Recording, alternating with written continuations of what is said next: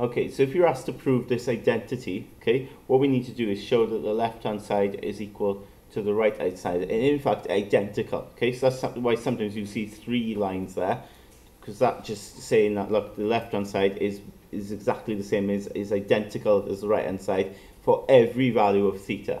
Okay, now if this comes up, what I would advise you to do is look at this here. Appreciate that it's not really a double angle, isn't it? It's like a triple angle. But what we can do is go back to our trig identity in the formula booklet and rewrite this. So, because this is like an identity, what I'll do is I'll focus on this. So I'll call this the left-hand side.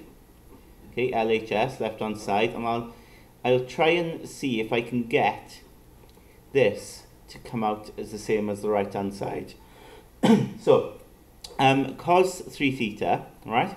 What I'll do, because I've got this compound angle formula here, right? I'll write this as 2 theta plus theta, okay? And the clever bit about doing this is I've got 2 angles added together, so I can use the result here, all right? Where essentially my A, yeah, becomes 2 theta, okay? And my B will become a theta, okay? But the clever thing about it is I'm going to have cos 2 theta now here, aren't I, when I expand this, and that's a double angle, right? And which will help us then use the results we've had before.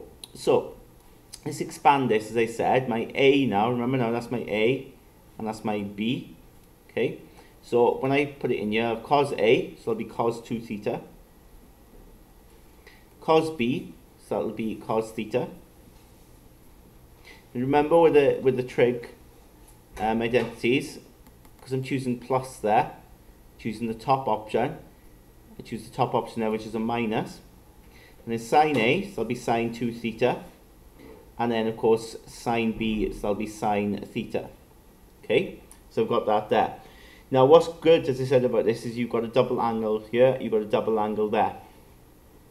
Now, we can change cos 2 theta into any one of those 3 results that we got earlier. Okay, so our choice which one to go for. In terms of which one I'm going to choose, it obviously is not going to be the top one, because the top one's got a combination of the 2, and I don't really want to get into that sort of mess where you've got causes and sines, because if you notice in the answer, it's all causes, isn't it? It's all cos. Cos cubed here, cos here. So if I want that in my answer, in fact, I'm going to ignore the second one as well, because I've got sine squared there. I'm going to go for the last one.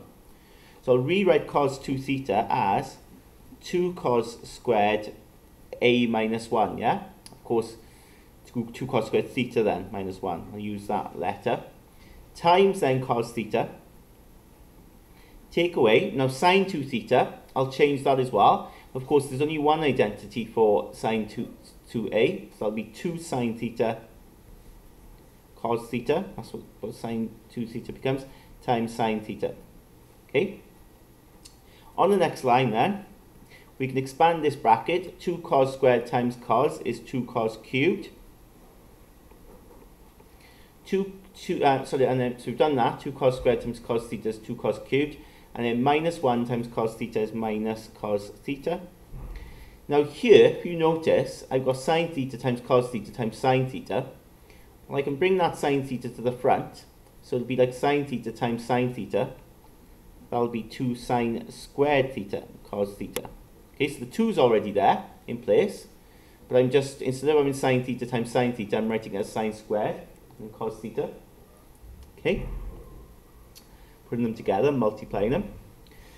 Now again, think about what we want in the result, right? There's my result here, all causes. Now I've got causes there, I've got a cos there. This is what's letting me down at the minute, sine squared. But remember, okay, if we note, remember, from C2, sine squared theta plus cos squared theta equals 1. We can use that as in order to substitute what sine squared is. So I'm going to rewrite now this as 2 cos cubed theta minus cos theta minus 2. But as I said, I'm going to get rid of sine squared, and I'll write sine squared as 1. We'll take the cos squared over, so it'll be 1 minus cos squared times cos theta. Now you'll notice they're all causes. So all I've got to do is, quite simply, tidy it up.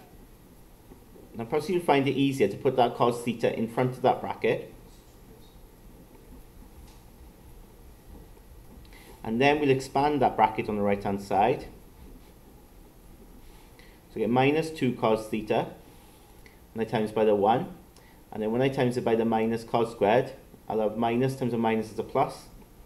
And then 2, and then cos times cos squared is cos cubed. And then I can put them together, which is 4 cos cubed theta. Put them together, and it'll be minus 3 cos theta, which is identical. It's identical to the right hand side. Okay, so I've proved that the left hand side is the right hand side. I've proved this identity.